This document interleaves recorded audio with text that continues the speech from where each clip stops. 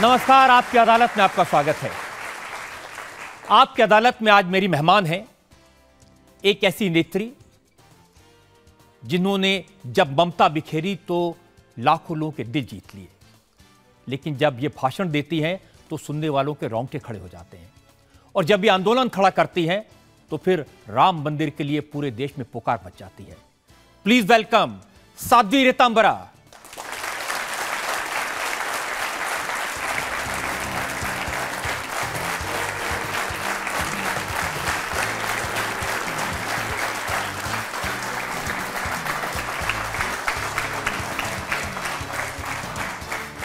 और आज के बारे खास शो के जज हैं जाने माने पत्रकार फिरोज बख्त अहमद।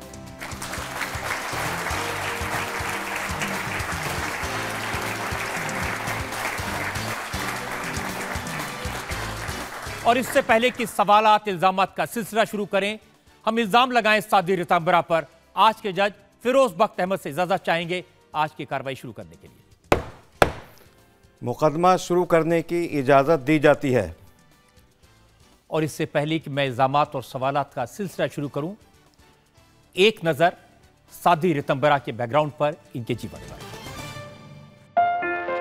साध्वी ऋतंभरा को आजकल दीदी मां के नाम से जाना जाता है, और दीदी मां साध्वी ऋतंभरा की पहचान है एक आध्यात्मिक लीडर के तौर पर। सबसे पहले साध्वी ऋतंभरा को जाना गया एक जीवंत वक्ता के तौर पर। जहाँ न्याय कड़ा पछताता हो, कानून सत्य को खाता हो, जिस धरती पर ईमान नहीं, इंसान जहाँ इंसान नहीं, वो मेरा हिंदुस्तान। सरल शब्दों में प्रभावी तरीके से अपनी बात कहने वाली साध्वी ऋतंभरा राम मंदिर के आंदोलन के शुरुआती दौर से ही प्रमुख चेहरा रही हैं। राम जन्मभूमि की कम आयु में ही घर-बार छोड़कर सन्यासी बनने वाली साध्वी ऋतंभरा हिंदू धर्म की प्रबल प्रचारक हैं। साध्वी ऋतंभरा ने बेसहारा महिलाओं और बच्चों के लिए एक अनूठा प्रयोग किया और वत्सल्य ग्राम की स्थापना की। वत्सल्य ग्राम में महिलाओं और बच्चों को परिवार की मान्यताओं पर आधारित घर दिया जाता है। साध्वी ऋतंभरा पर्यावरण को बचाने और मंदिरों की सफाई जैसे कार्यों में भी सक्रिय हैं। आजकल साध्वी ऋतंभरा एक बार फिर राम मंदिर के आंदोलन को लेकर सुर्खियों में हैं। तो आइए मुकदमा शुरू करते हैं। आपकी अदालत में पहला इल्जाम साध्वी ऋतंभरा पर। आपकी अदालत में साध्वी ऋतंभरा पर आरोप है कि राम मंदिर को लेकर इनमें धैर्य की कमी है। साध्वी ऋतंभरा जी, सब लोग कह रहे हैं कि बिल्कुल धैर्य नहीं है। आजकल सरकार पर बहुत प्रेशर बनाया जा रहा है, कानून लाओ, अध्यादेश लाओ, मंदिर बनाओ, नहीं तो तुम्हें ठीक कर देंगे। ऐसा रजत जी, जब राघवेंद्र के देश में बाबर की ही आरती उतरती रहेगी तो धैर्य कब तक रखेंगे।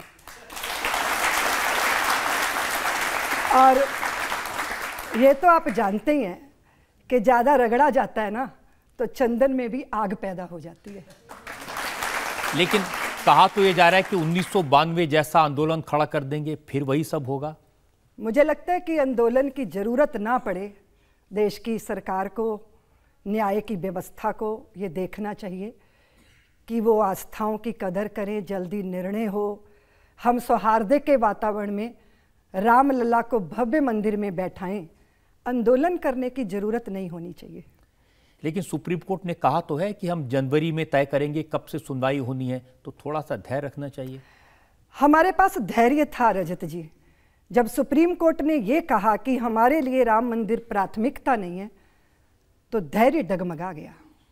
ये लगा कि बहुत सारे विषय हैं आपके लिए प्राथमिकता के, निश्चित रूप से उसकी प्राथमिकता होगी। आप सबको न्याय दे रहे हो, लेकिन आप राम मंदिर को प्राथमिकता नहीं मान रहे। ये विषय सबके चित्त में उद्वेलन पैदा कर गया।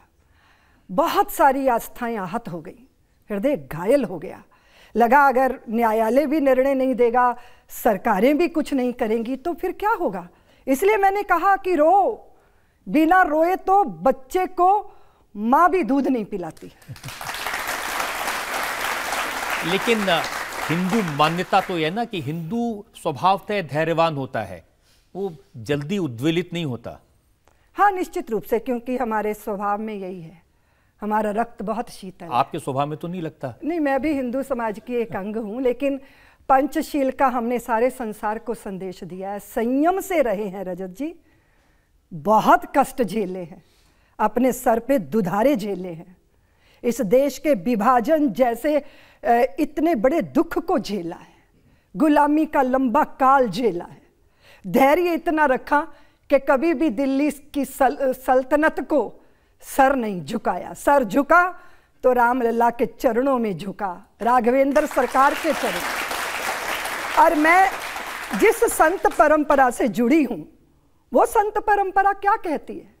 कितने लोग गए, कितने लोगों ने सर झुकाया, लेकिन संतों ने कहा हमको कहां सीकरी सो काम, आवत जात पनहिया टूटे बिसर जात हरि नाम। हम चाकर रघुवीर के पटो पड़ो दरबार, तुलसी कहा होएंगे अब नर के मन सबदार। हमने कभी किसी के सामने सर नहीं झुकाया, सर झुकाया तो अपने प्रभु, अपने आराध्य के सामने। वो धैर्य ही तो था, इससे ज्यादा और कितने धैर्य की आशा की जा सकती है? लेकिन अब तो आप कह रही हैं कि सरयू के पानी को लाल कर देंगे अगर जरूरत पड़ी तो। नहीं, मैंने ये कहा कि सरयू का पानी लाल किया गया था। मैंने ये कहा कि जब कार सेवकों ने हृदय के अंदर राम लला भव्य मंदिर में बैठे ये आवाहन किया गया, तो उस धरती पे आओ, अपनी बात कहो, और अगर बलिदान देना पड़े तो बलिदान दो, लेकिन कब तक? 70 पीढ़ियां बलिदान, बलि की बेदी पर चढ़ गई हैं। रामलला को वहां विराजमान करना है, क्योंकि रामलला का ये देश है, ये राघव का देश है, ये बाबर का देश नहीं है। और इस बात को, और अगर बात ये है रजत जी कि आप मेरे पे, मुझे अदालत में खड़ा कर दिया, मैं अपराधी हूं, और मैं समझती हूं कि दिल पर हाथ रखेगा कोई भी भारतवासी, वो चाहे हिंदू हो, वो चाहे मुसलमान हो, वो चाहे ईसाई हो, वो चाहे किसी भी संप्रदाय धर्म को मानता हो, लेकिन वे जरूर मानता है कि राम कृष्ण का रक्त हमारी रगों में बहता है। हमारे देश में किसी का भी कनेक्शन बाबर के साथ नहीं है, राम कृष्ण के साथ है। लेकिन भगवान राम को तो मर्यादा पुरुषोत्तम कहते हैं। उन्हें तो राजा दशरथ के एक आदेश पर राजपाट छोड़कर वनवास चले गए थे। इतना धैर्य था उनमें, इतना संयम था, तो उनके मंदिर के लिए थोड़ा और इंतजार हो सकता है। नहीं, मैं मानती हूँ भगवान राम दशरथ के आज्ञाकारी रहे, साम्राज्यों को ठुकराया, कर्म योग को अपनाया, भोग विषय को त्याज्य माना, लेकिन ऋषि मुनि मित्रों के लिए बाण भी उठाए, रावण जैसी दुर्दमनीय शक्ति का दमन भी किया। इसलिए मेरे प्रभु राम में धैर्य है, त्याग भी है, पर वीरता भी है। लेकिन आपको ये नहीं लगता कि मंदिर तो 26 साल पहले 6 दिसंबर 1992 को बन गया था, रामलला की मूर्ति विराजमान है, अब वहां बाबरी मस्जिद नहीं है? जी बिल्कुल, रामलला वहां विराजे है, लेकिन जिस स्थितियों में विराजे हैं वो हम सबके लिए शोभा नहीं देता। सब लोग राम की बात करने वाले ठाठ में जी रहे हैं और रामलला टाट में बैठे हैं। इससे ज्यादा शर्म और इससे ज्यादा लज्जा की बात क्या हो सकती है? इसीलिए जहां रामलला बैठे हैं वहां की जो परिस्थितियां हैं वो हम सबके लिए बहुत ही लज्जाजनक है। हमारे रामलला भव्य मंदिर में बैठने चाहिए, ये सबके हृदय की आशा है। मैंने सुना नागपुर में आपका भाषण, आपने सरकार को डर दिखाया, हिंदू समाज की ताकत देख लो, अभी तो समाज बटा हुआ इकट्ठा हो गया तो क्या होगा? देखिए, हिंदू समाज ने बहुत भक्ति की है, अब हिंदू समाज को अपनी शक्ति का परिचय देना है, और हमारी कमजोरी है हमारा जातिवाद। हम इससे ऊपर उठें और हम बताएं कि हम भी हैं, हमें भी सुन लो, हमें भी देख लो, हमारी आस्थाओं की भी इज्जत करो। जाति का तो बहुत जिक्र होता है। कांग्रेस के नेता सीपी जोशी, उन्होंने आपकी जाति भी पूछी थी, उन्होंने कहा आप ये ब्राह्मण नहीं है, इनको क्या पता? मैंने उनको उनकी जात भी बता दी थी, अपनी भी बता दी थी। क्या बता दिया आपने? देखिए, सबसे पहली बात है कि राजनीति की कैंची जब चलती है तो वो समाज को काटती है, और किसी साधु का प्रयत्न जब होता है तो वो एक सुई की तरह होता है। तो मैंने बताया था, जोशी जी आपकी जात कैंची है और मेरी जात सुई है। लेकिन जब राजनीति आती है तो योगी आदित्यनाथ ने हनुमान जी की जाति का जिक्र कर दिया। उन्होंने कहा वो वंचित थे, वनवासी थे, दलित थे। ये वंचित, वनवासी, दलित ये तो अभी अंग्रेजों के द्वारा थोपे गए हम पे शब्द हैं। वो राम भक्त थे और सबके हृदय में। अगर राम को ढूंढने चलोगे तो वो किसी राजमहलों में नहीं मिलेंगे, वो हनुमान जी के सीने में मिलेंगे। और मैं नहीं जानती उन्होंने किस भावना से इसे व्यक्त किया, पर भगवान और अवतारी पुरुषों को जातियों के बंधन में बांधना उचित नहीं है। लेकिन बहुत सारी चर्चाएं शुरू हो गई। मोरारी बापू ने तो कहा वो पवन पुत्र हैं और जैसे हवा की कोई जाति नहीं हो सकती, तो हनुमान जी की तो क्या जाति की कोई बात करे। हाँ बिल्कुल, वो पवन पुत्र हैं, सबके हृदयों में हैं, बुद्धि बनकर, विवेक बनकर सबके पास हैं वो।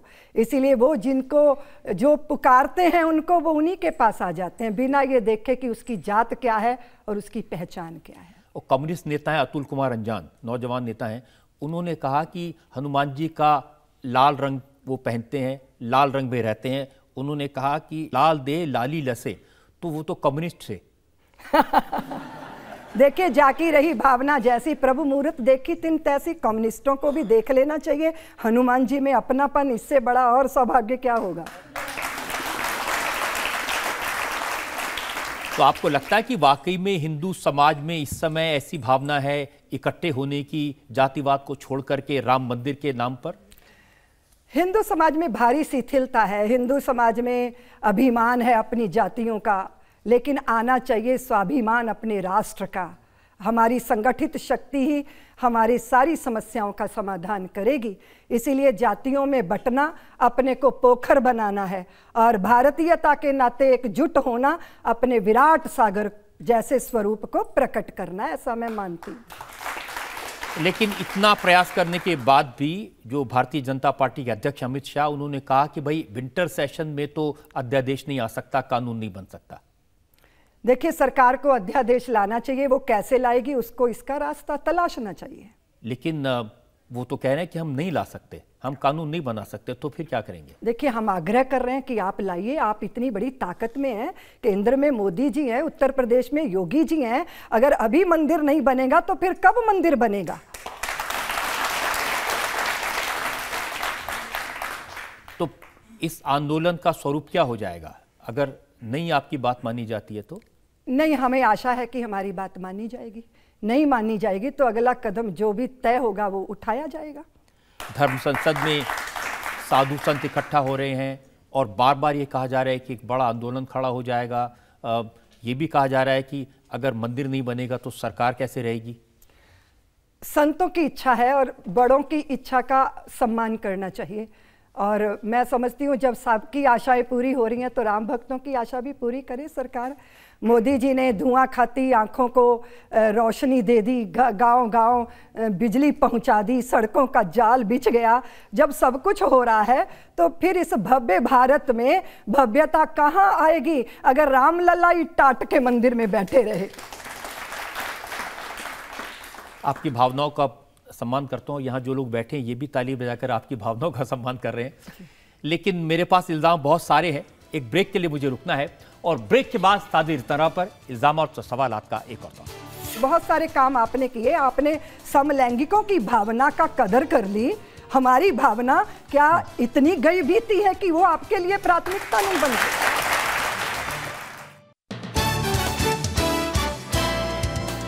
आपकी अदालत में आज हमारी मेहमान है साध्वी ऋतंभरा। आपकी अदालत में अगला इंसान। आपकी अदालत में साध्वी ऋतंभरा पर इल्जाम है कि ये राम के नाम का इस्तेमाल बीजेपी को वोट दिलाने के लिए करती हैं। अब देखिए, कांग्रेस के लोग साध्वी जी ये कहते हैं कि हर बार जब चुनाव आते हैं तो भगवान राम याद आते हैं, उसके बाद 4-5 साल के लिए राम को वनवास में भेज देते हैं। देखिए, ये बात सही है कि भारतीय जनता पार्टी ने श्री राम जन्मभूमि पे भव्य मंदिर के निर्माण में एक बहुत ही नैतिक जिम्मेदारी ली और भारतीय जनता पार्टी ने इस आंदोलन का जब अगुवाई की तो उनकी बड़ी राजनीतिक ताकत देश के अंदर बनी, क्योंकि बहुत वर्षों तक हिंदू समाज ये अनुभव कर रहा था कि उसकी उपेक्षा करके राजनीति की रोटी सेकी जा रही है। और जब हिंदू समाज की भावनाओं का पोषण कर कर राजनीति प्रारंभ हुई और उसको भारतीय जनता पार्टी ने किया, तो जनता ने भारतीय जनता पार्टी को सिर माथे पर बैठाया, ये बात निश्चित है। लेकिन अगर साध्वी रितंभरा पर कांग्रेस ये इल्ज़ाम लगाती है तो ये इल्ज़ाम गलत है। मैं 26 साल पहले राम जन्मभूमि के आंदोलन से जुड़ी और उस आंदोलन को शिखर तक पहुंचाना है, इसीलिए गली गली गांव गांव राम जी करा रहे हैं। राम जी का काम है, राम जी के काम में काहे का विराम है, जिंदा रहे तो जग जीवन ललाम है, मर भी गए तो रहने को स्वर्ग धाम है, हमको तो काम बस राम जी के काम से, राम जी का मंदिर बनेगा धूमधाम से। इस भावना के साथ ये दिल में एक श्रद्धा थी, ये दिल में एक जुनून था, वो राजनीति के लिए नहीं था। कांग्रेस वाले ये भी तो कहते हैं ना कि मंदिर वहीं बनाएंगे, तारीख नहीं बताएंगे। हाँ, ये बात निश्चित है, पूछा जाना चाहिए कि तारीख कब, लेकिन तारीख निश्चित हो तक तो क्या कांग्रेस उसका साथ देगी, ये भी पूछा जाना चाहिए। इसका अर्थ ये है कि आप कोर्ट के ऊपर जनेऊ पहन के हिंदू अपने को सिद्ध मत करो। राम जन्मभूमि का जब अध्यादेश आए तो उसका समर्थन करके राम मंदिर का मार्ग प्रशस्त करो, ऐसी हमें कांग्रेस से आशा है। आप कांग्रेस के लोगों की बात सुने, वो तो कहते हैं कि राम जन्मभूमि पर जो ताला लगा था वो राजीव गांधी ने खुलवाया था, जिस जमीन पर मंदिर बना है उसका अधिग्रहण नरसिम्हा राव ने किया था, ये सारे काम कांग्रेस ने किए हैं। देखिए, मैं सोचती हूँ कि कोई भी राजनीतिक पार्टी हो या कोई भी संप्रदाय का बंदा हो, भारत की धरती पे रहने वाले सब राजनीतिक पार्टियां, सब जातियां, सब धर्म, सब मजहब मिलकर राम मंदिर बना देंगे तो सारे संसार में हमारी जैसी ताकत, क्योंकि हमारी ताकत है हमारे संगठन में, हिंदू मुसलमान के बीच में कोई दुराव नहीं है। बस इतनी सी बात है कि राम से जुड़ो, बाबर से अपना नाता मत जोड़ो, क्योंकि वो आक्रमणकारी था, इस बात को हमें स्वीकारना चाहिए। तो मंदिर कोई भी बनाए, बस मंदिर बनना चाहिए। और अब सरकार के ऊपर दबाव बनाने के पीछे कारण चुनाव नहीं है, उसके पीछे कारण सब जानते हैं। सुप्रीम कोर्ट ने कहा कि राम मंदिर हमारी प्राथमिकता नहीं है, यह विषय है जो चित्त को व्याकुल कर गया। इसमें क्या परेशानी है? बहुत सारे काम उनको करने, थोड़ी देर बाद बना लेंगे। नहीं, बहुत सारे काम आपने किए, आपने समलैंगिकों की भावना का कदर कर ली। हमारी भावना क्या इतनी गई बीती है कि वो आपके लिए प्राथमिकता नहीं बनती? अब तो कांग्रेस के नेता सीपी जोशी ने कहा कि अब जब राहुल गांधी सरकार बनाएंगे तो फिर वही मंदिर बनाएंगे। ये जोशी जी, आप पहले तय कर लो कि आप वो हैं जिनको राम सेतु पर संदेह था, जो राम कौन से कॉलेज से डिग्री हासिल करके लाए हैं उसका प्रमाण मांग रहे थे, जो राम के होने पर ही संदेह करते हैं, वो राम मंदिर क्या बनाएंगे। लेकिन अगर वो बनाते हैं, उनका हृदय परिवर्तित होता है, इससे बढ़कर और अच्छी बात क्या हो सकती है? आपको लगता नहीं हृदय परिवर्तन हुआ? आजकल राहुल गांधी शिव भक्त अपने आप को बताते हैं, अच्छा मंदिरों में जाते हैं। मेरे को बहुत अच्छा लगता है कि आज से 20-25 साल पहले हिंदू को गाली देके राजनीति की जाती थी और आज अपने को हिंदू बनाने का प्रयत्न है, ये बहुत सुंदर है, अच्छा है। अब तो उन्होंने अपना गोत्र भी बता दिया है। हाँ, अच्छी बात है, गोत्र जो भी है। मैं सोचती हूँ कि हमारे गोत्र, हमारी जात हमारे कर्मों से सिद्ध होते हैं, इसलिए अपने कर्म ऐसे होने चाहिए जिससे हमारी प्रामाणिकता सिद्ध हो देश के उत्कर्ष के लिए। लेकिन कई राजनीतिक दल हैं जो ये कहते हैं कि राम मंदिर का इस्तेमाल सिर्फ वोटों के लिए किया जा रहा है। उद्धव ठाकरे अभी गए थे अयोध्या में, वहां भी उन्होंने कहा कि चुनाव के टाइम राम और बाद में आराम। ठीक है, ऐसा होता रहना चाहिए ताकि सजगता बनी रहे। लेकिन आपको नहीं लगता कि राम मंदिर बीजेपी के लिए एक तरह से वोटिंग मशीन बन गई है? अब ये नहीं कहा जा सकता। अब तो लोग चाहते हैं कि आप निर्णय करो, आप अपनी प्रामाणिकता सिद्ध करो, आप अपनी प्रतिबद्धता व्यक्त करो, और वो भाषणों से नहीं होगी, वो आपके कर्म से होगी, वो कर्म करके दिखाओ। यहाँ जो जनता बैठी है, इनसे हम पूछते हैं इनके मन में अगर कोई सवाल है राम मंदिर को लेकर के। जी हाँ साध्वी जी, हम मंदिर के लिए बाहर तो बहुत सारा संघर्ष कर रहे हैं, चाहे हम न्यायालय से लड़ रहे हैं, चाहे हम आपस में लड़ रहे हैं, लेकिन हम अपने अंदर वो संघर्ष नहीं कर रहे कि हम उन मंदिरों को जो हमारे पास ऑलरेडी हैं उनको थोड़ा साफ कर लें।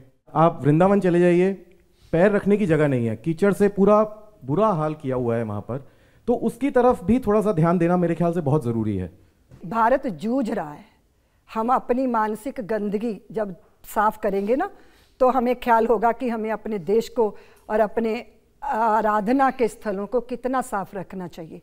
ये एक अलग पक्ष है, आपने बहुत महत्वपूर्ण पक्ष उठाया, लेकिन आप इसकी तुलना राम जन्म स्थान से मत कीजिए, क्योंकि लाखों मंदिर हैं जिनकी शुद्धता सफाई की हमें चिंता करनी चाहिए, लेकिन इसका अर्थ ये नहीं है कि हमें राम जन्मभूमि पे मंदिर का निर्माण नहीं करना चाहिए। वो विषय अलग है, वो रामलला की जन्मभूमि है, इसीलिए लाखों मंदिरों में उसकी आप उस श्रेणी में आप उसको खड़ा नहीं कर सकते। तो तामरा जी, असदुद्दीन ओवैसी का भाषण में सुन रहा था, उन्होंने मुसलमानों से कहा कि बिल्कुल इनको राम जन्मभूमि कंसीड मत करना, क्योंकि अगर राम जन्मभूमि का हमने जगह दे दी, मान लिया, तो फिर ये काशी मांगेंगे, फिर ये अयोध्या मांगेंगे, फिर ये मथुरा मांगेंगे, फिर हर जगह मंदिर मांगेंगे। इसका मतलब वो बता रहे हैं कि इस स्थानों के नीचे भी मंदिर ही थे। हजारों ऐसे मंदिर हैं जहां उनको ध्वस्त करके उनके ऊपर इस तरह के जो है वो कार्य किए गए। हमने तो बाबा विश्वनाथ के मंदिर और हमारे कृष्ण जन्मभूमि, राम जन्मभूमि, इन 3 मंदिरों को लेके ही आंदोलन प्रारंभ किया था। लेकिन आप ये देखिए, इस देश की न्याय व्यवस्था को देखिए, इस देश की सरकारों के हालात देखिए कि वो आंदोलन कब से शुरू हुआ 3 स्थानों के लिए, और अभी तक हम रामलला के लिए ही जूझ रहे हैं। मैं समझती हूँ कि ओवैसी जी को अपने समाज को कहना चाहिए, मैं भी उसको अपना ही समाज मानती हूँ, कि हम सब मिलकर राम जन्मभूमि का मंदिर बनाएं और बाकी कहानी को ख़त्म करें। ये 3 स्थान हमारे, राम जन्मभूमि, श्री कृष्ण जन्मभूमि, बाबा विश्वनाथ का मंदिर, ये तीनों हमारी आस्था के केंद्र बिंदु हैं। जब जब वहाँ जाया जाता है मन कहीं आहत होता है, गुलामी का काल याद आता है।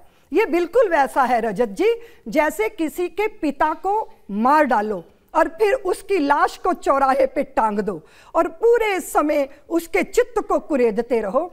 ये अच्छा नहीं है। इसी कारण हमारे देश के राजेंद्र प्रसाद जी, हमारे राष्ट्रपति जी, और उस समय आज़ाद भारत के गृह मंत्री, उन्होंने जब सोमनाथ के मंदिर की दुर्दशा देखी थी, उन्होंने चाहा था कि वहाँ भव्य मंदिर का निर्माण हो। बिल्कुल इसी तरह ऐसा ही साहस करना चाहिए राम जन्मभूमि के लिए।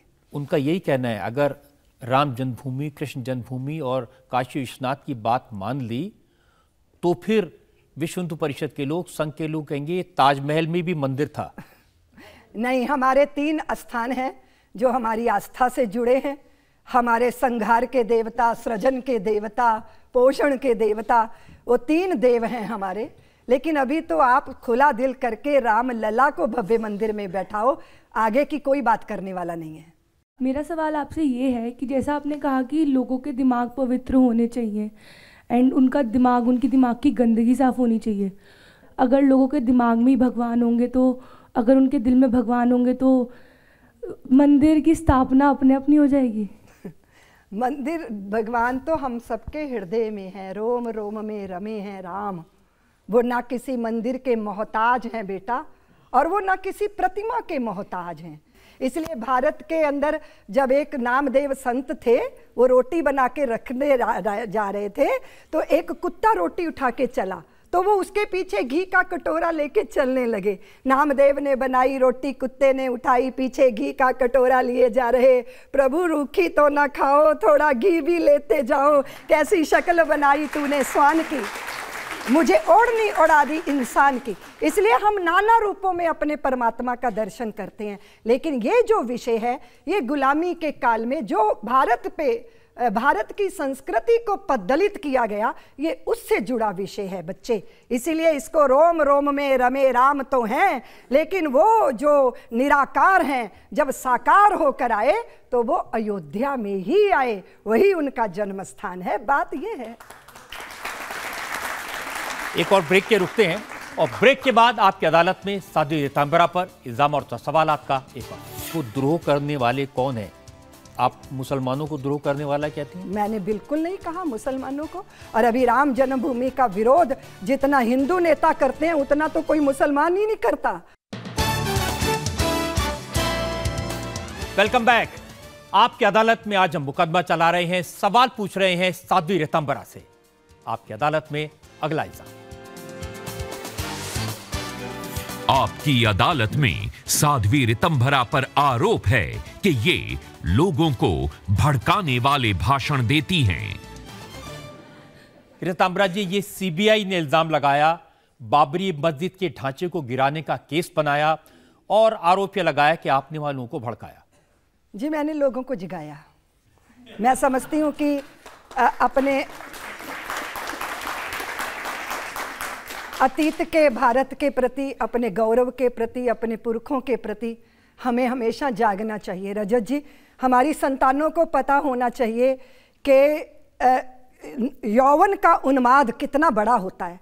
उस यौवन के उन्माद में भी किसी रूपशी का रूप हमें पथदलित ना करे, पथभ्रष्ट ना करे या हमसे सतपथ ना छीने। ऐसी हमारी गौरवपूर्ण परंपरा रही है, उसका हमें स्मरण करना चाहिए। और इसीलिए मैं रात दिन सबको जगाती हूँ कि रामकृष्ण की परंपरा का स्मरण करो। बलात्कारी बन रहे हो, भ्रष्टाचारी बन रहे हो, स्वामी विवेकानंद का स्मरण करो। इसीलिए मैं भड़काती नहीं हूँ रजत जी, मैं देश को जगाती हूँ, अतीत के गौरव के प्रति जगाती हूँ। देखिए, सीबीआई ने अपनी चार्जशीट में लिखा है 6 दिसंबर 1992 को 26 साल पहले आपने समाज में वैमनस्य फैलाया, राष्ट्रीय अखंडता को खतरे में डाला, अशांति फैलाई, उपद्रव फैलाने की नीयत से झूठी अफवाहें फैलाई। ये सारी धाराएं यहां पर लगी हैं। जी, अभी उसका निर्णय आएगा तो वो हम इंतजार कर रहे हैं। जैसे आपकी अदालत में मैं अपराधी बन के आपने मुझे बैठा दिया है, तो ये आरोप है। बात ये है कि आप सत्य को स्वीकारना नहीं चाहते। सत्य यही है कि राम लला की अयोध्या है। हमने मक्का मदीने के लिए नहीं कहा कि राम का मंदिर वहां बनाओ, हम कह रहे हैं कि अयोध्या में राम का मंदिर बना दो। ना ये भड़काने वाली बात है, ना उकसाने वाली बात है, और ना ये अफवाह है। क्या ये अफवाह है कि राम जन्म स्थान, राम जन्म स्थान, राम लला का जन्म स्थान, क्या ये अफवाह है? ये अफवाह नहीं है रजत जी। इसलिए ये आरोप है और अभी सीबीआई को ये आरोप हम पे सिद्ध करने हैं। वहां जो लोग मौजूद थे उनमें से एक किसने इंटरव्यू दिया बीबीसी को, उन्होंने कहा कि वहां साध्वी ऋतंभरा ने कहा जो कहा जाता है वो किया नहीं जाता, जो किया जाता है वो कहा नहीं जाता। मुझे तो ये याद नहीं। मैं तो सोचती हूँ कि मनसा वाचा कर्मना एक रहना चाहिए। जो कहो वही करो और जो कर रहे हो वो दिल में रखो, तभी तुम प्रामाणिक व्यक्ति हो सकते हो। मनसा वाचा कर्मना एक होना, यही किसी भी व्यक्ति की शोभा होती है। तो ये आपने कहा था एक धक्का और दो, बाबरी मस्जिद तोड़ दो। इसके बारे में ये तो कीर्तन हो रहा था वहाँ। और अभी हाल में आपने कहा कि अगर बलिदान देना पड़ा राम मंदिर बनवाने के लिए तो बलिदान दे देंगे। नहीं रजत जी, मैंने ये कहा कि जब अशोक जी उस आंदोलन का नेतृत्व कर रहे थे तो उन्होंने आह्वान किया था कि आओ दोस्तों, आओ कार सेवकों, गाओ कार सेवकों, अगर सरयू के जल को अपने रक्त से लाल करना पड़ जाए तो मत डरो, क्योंकि कोई भी उपलब्धियां बिना कीमत चुकाए नहीं होती हैं। इसका आह्वान उस समय किया गया था, उसी की मैं हिंदू जाति को याद दिला रही थी। तो राम मंदिर के लिए लोगों को मार दो, गौरक्षा के नाम पर लोगों को मार दो, यही हिंदू धर्म है? जी नहीं, बिल्कुल मार दो का विषय नहीं है, बलिदान का विषय है। हमने अपना चैन बलिदान किया, अपनी शांति बलिदान की। गौरक्षक कभी किसी मनुष्य का कत्ल करें, ये कभी हम इसको स्वीकार ही नहीं कर सकते। लेकिन बहुत सारी ऐसी भी घटनाएं हैं जिसके कारण, जिसके पीछे मीडिया मौन रहता है। क्यों मौन रहता है? सच बहुत कड़वा है, पर सुनना चाहिए, स्वीकार करना चाहिए। मेरे कुछ जलते सवाल हैं रजत जी, आप मुझसे सवाल कर रहे हैं, पर मेरे भी कुछ जलते हुए सवाल हैं। उन सवालों को टाला नहीं जा सकता। मैं बार बार वो सवाल समाज के बीच में उठाती हूँ तो इस तरह विवादित हूँ, भड़काऊ हूँ, इस तरह के तमगों से मुझे बार बार मेरी छवि और छाया को ऐसा बनाया जाता है। लेकिन ये बात सही नहीं कि अखलाक नाम के व्यक्ति की हत्या सिर्फ इसलिए कर दी गई क्योंकि उसके घर में कुछ गौ मांस के टुकड़े होने का शक हुआ था। ये मुझे कुछ मालूम नहीं है कि कानून इसको देखे, व्यवस्थाएं इसको देखें, लेकिन हम इंसान हैं, मनुष्य हैं। चींटी तक की जिंदगी की कीमत हमें पता है। तो फिर किसी इंसान की हत्या, कत्ल भारत की भूमि इसको कभी स्वीकार ही नहीं कर सकती, क्योंकि हमने बलिदान देना सीखा है। दूसरे के हित, अपने शरीर के मांस को काट कर एक पक्षी को बचाने के लिए तराजू के दूसरे पलड़े पर अपना मांस रखने वाली जाति से संबंधित है हम, तो भला कैसे किसी इंसानियत के कत्ल को या किसी मनुष्य को आहत करने की कल्पना कर सकते हैं। लेकिन अभी हमने बुलंदशहर में देखा, गायों के कटे हुए अंग जगह जगह डाले गए, लोगों को भड़काया गया और बहुत बड़ा दंगा हो सकता था, क्योंकि उसके पास ही मुसलमानों का एक बहुत बड़ा जलसा हो रहा था। जी, ये बिल्कुल बहुत ही दुर्भाग्यपूर्ण दुर्घटनाएं हैं। गाय के प्रति पूरे हिंदू समाज की आस्था जुड़ी हुई है।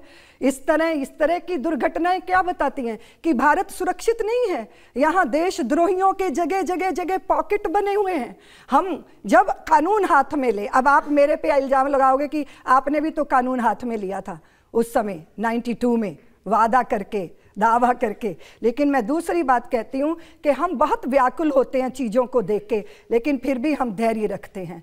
हम इस तरह अगर अपने देश में अराजकता पैदा करेंगे आस्था या श्रद्धा के नाम पे, वो उचित नहीं है। शांतिपूर्ण आंदोलन करना ये हमारा अधिकार है। अपनी बात को तीखे तरीके से रखना ये लोकतांत्रिक व्यवस्था हमें प्राप्त है, जिसका हमें उपयोग करना चाहिए। तो ये तीखे तरीके से तभी आप उन लोगों को क्यों नहीं समझाती जो गौरक्षा के नाम पर लोगों को कत्ल करते हैं? देखिए, हम तो सबको समझाते हैं कि अपनी सीमाओं में रहकर अपनी आस्थाओं का पोषण करना चाहिए। अपनी सीमाओं से बाहर जाना राष्ट्र का सर नीचा झुकाना है। इसीलिए अब देश के प्रत्येक नागरिक की जिम्मेदारी बनती है। आप बाहर बैठकर देखो, लोग सोचते हैं कि हम एक अराजक लोगों का देश है।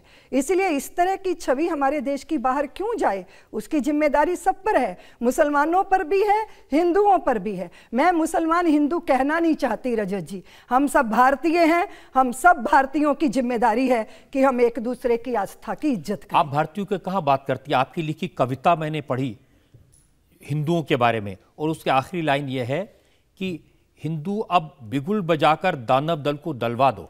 हाँ बिल्कुल, दानव कौन है?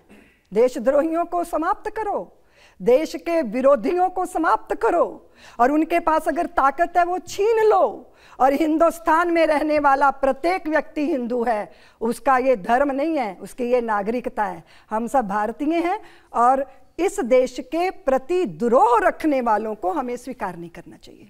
क्या खराब बात है ये? लेकिन वो द्रोह करने वाले कौन है? आप मुसलमानों को द्रोह करने वाला कहती हैं? मैंने बिल्कुल नहीं कहा मुसलमानों को। और अभी राम जन्मभूमि का विरोध जितना हिंदू नेता करते हैं उतना तो कोई मुसलमान ही नहीं करता। आप देखिए, वो चाहे तुष्टीकरण की राजनीति हो, वो चाहे कुछ भी हो। इसलिए लड़ाई किसके साथ हो रही है? कहाँ मुसलमान दिखाई दे रहा है? नहीं, ये लड़ाई हिंदू मुसलमान की लड़ाई नहीं है। ये लड़ाई ये साहस पैदा करने की है कि आप सत्य को सत्य की तरह स्वीकारो और उसके लिए कदम उठाओ। तो आपको लग रहा है कि आपकी बातों से, आपके भाषणों से हिंदू जाग रहा है?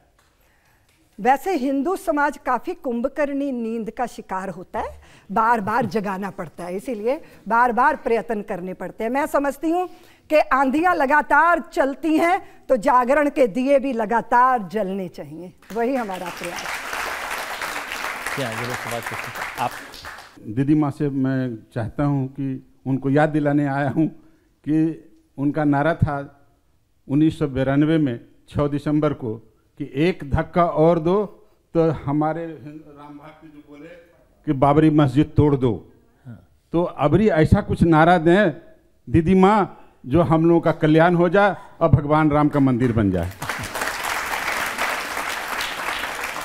देखिए, सबसे पहली बात है कि वो बाबरी मस्जिद नहीं थी, वो एक मंदिर के ही मलबे से खड़ा किया गया ढांचा था जो बाबर के सेनापति मीर बांकी के द्वारा खड़ा किया गया था।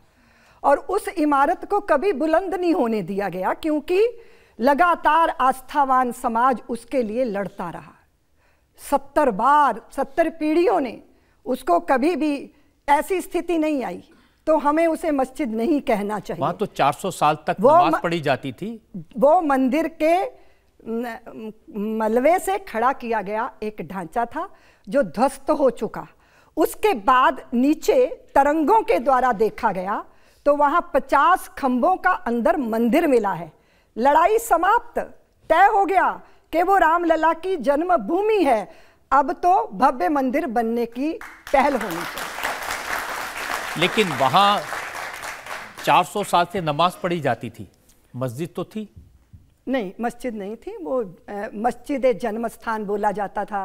किसका जन्म स्थान? बाबर का? किसका जन्म स्थान था? जी हाँ, आप पूछिए। दीदी माँ, मेरा सवाल बस ये है कि मैं खुद एक हिंदू हूँ और मैं भी एक राइटर हूँ, लेकिन मैं हमेशा ये सोचती हूँ कि मैं हर धर्म को मैं हमेशा एक जैसा मानती हूँ। सवाल ये है कि क्या ये अच्छा है, ये क्या ये सही है कि हम बार बार मुसलमानों को ये कहें कि आप मुसलमान हो, हम हिंदू हैं? हमें ये नहीं कहना चाहिए? इसकी कोई ज़रूरत नहीं है। मैं हमेशा एक बात कहा करती हूँ, आप कविता रचती हैं, एक ज्योत है सब दीपों में, सारे जग में नूर एक है। सच तो ये है इस दुनिया का हाकिम और हजूर एक है। हर मानव माटी का पुतला, जीवन का आधार एक है। गहराई तक जाके देखो, सदधर्मों का सार एक है। एक वाहेगुरु, एक परमेश्वर, कृष्ण और रहमान एक है। नाम भले ही अलग अलग हों, भक्तों के भगवान एक हैं। नाम रूप की, इसलिए नाम रूप की बात छोड़ दो, इंसानों की जात एक है। मन से मन की तार जोड़ लो, सीधी सच्ची बात एक है।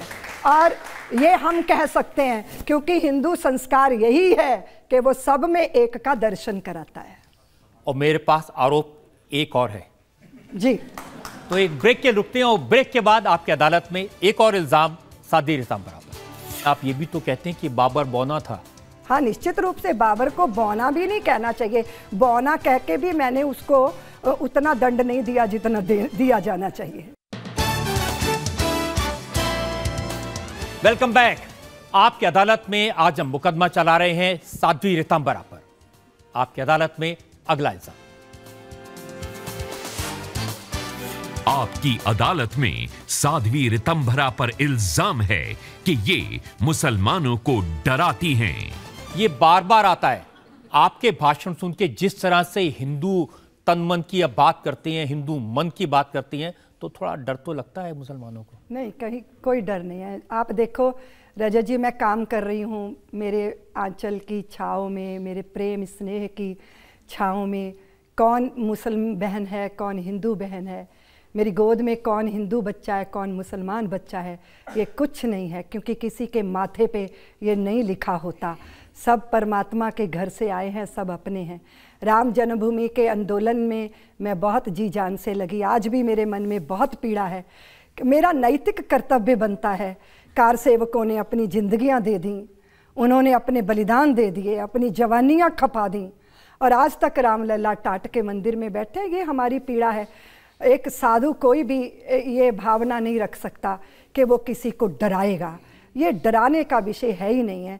ये समझाने की कोशिश है कि हम सब मिलके रामलला का ये मंदिर बना दें और समस्या का समाधान कर दें। ये हाल ही में पाकिस्तान के जो नए वजीर आज़म इमरान खान, उन्होंने वॉशिंगटन पोस्ट को एक इंटरव्यू दिया। उसमें उन्होंने कहा ये बीजेपी के लोग, आरएसएस के लोग, हिंदू विचारधारा वाले लोग ये मुसलमानों को डराने का काम करते हैं। उन्होंने कहा ये मुस्लिम विरोधी हैं दिल से ही। देखिए, मुझे ये बता दीजिए रजत जी कि कश्मीर के अंदर वो हिंदू पंडित ही तो थे जिनको निकाल दिया गया।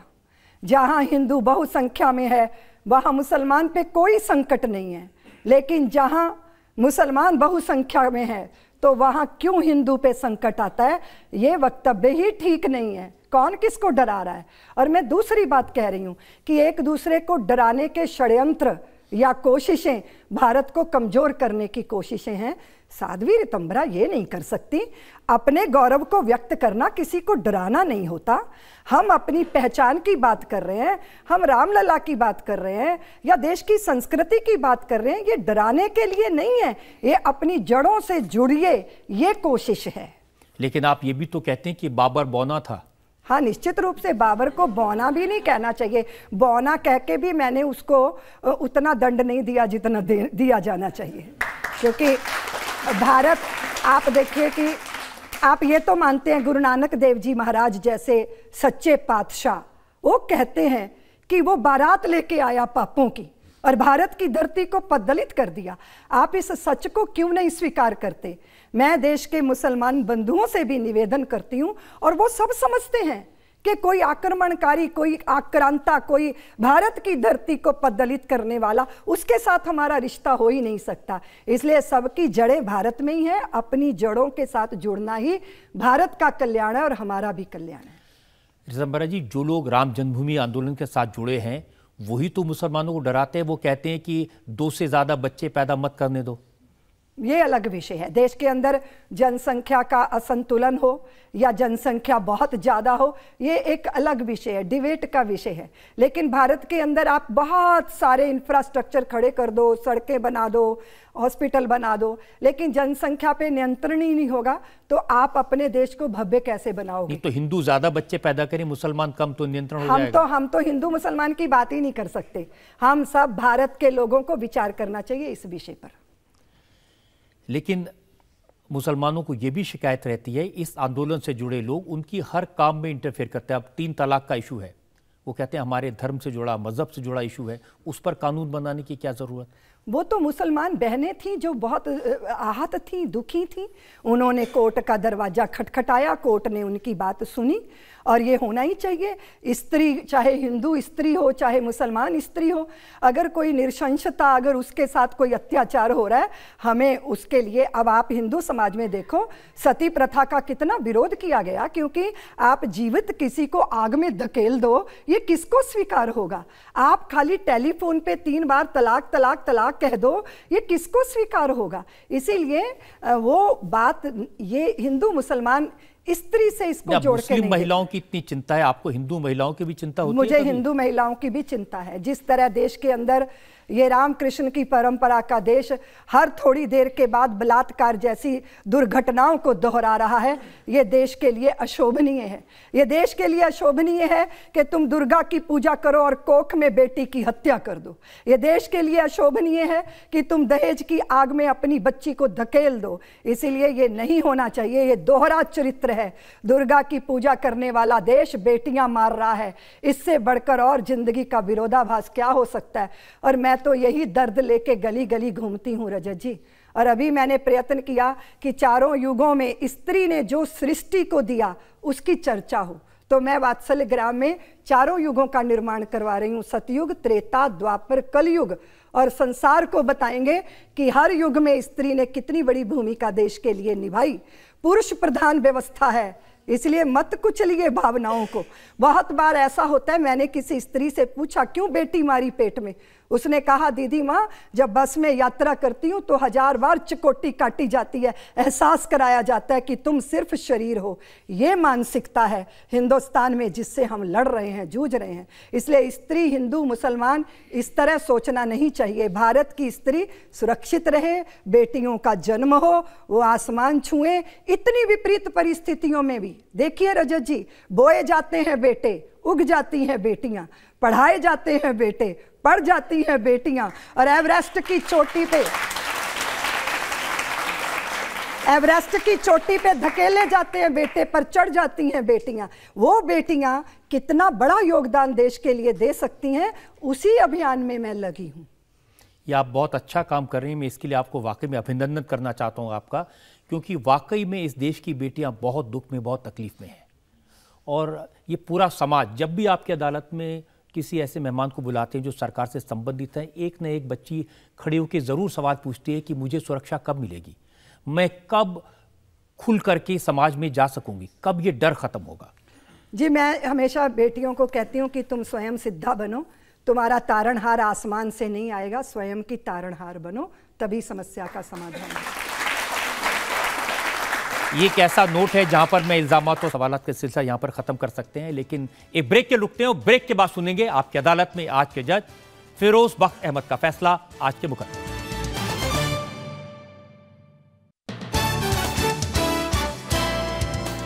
Welcome back. आज हमने मुकदमा चलाया राम आंदोलन से जुड़ी साध्वी रितंभरा पर। हमने उनसे पूछा राम मंदिर को लेकर उनके धैर्य के बारे में, उनके संयम के बारे में। हमने पूछा उनके भड़काऊ बयानों के बारे में और मुसलमानों को डराने के बारे में।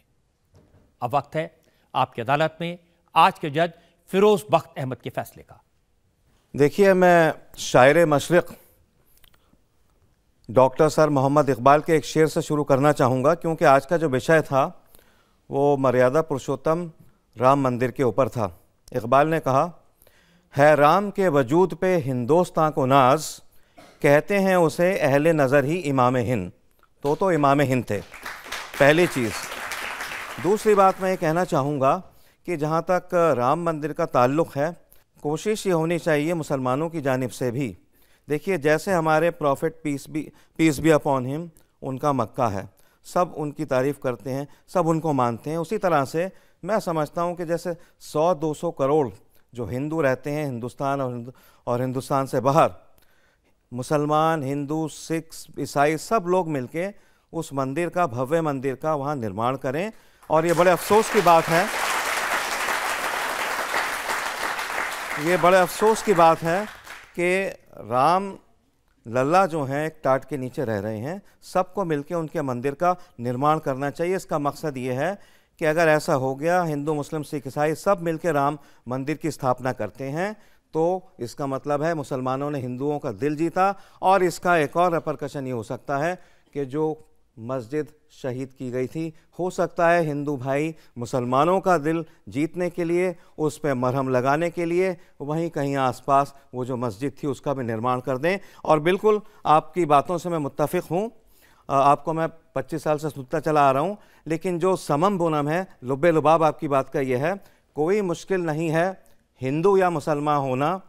हाँ, बड़ी बात है इस दौर में इंसान होना, और वही बात साध्वी जी ने आज कही। लिहाजा अब फैसले की घड़ी है। मैं इनको बरी करता हूं। मैं तारीफ़ करना चाहता हूं कि सभी सवालों का जो रजत भाई ने इनसे पूछे हैं, बखूबी इन्होंने जवाब दिया और अपने को अच्छे से डिफेंड किया। बहुत बहुत शुक्रिया। उम्मीद है इसी तरह से साध्वी रितंभरा अच्छे काम करते रहें, ममता बिखेरते रहें, लोगों में प्यार बांटते रहें। आज का मुकदमा यही खत्म करते हैं। आपसे मुलाकात होगी अगले हफ्ते एक नई शख्सियत के साथ। तब तक के लिए नमस्कार।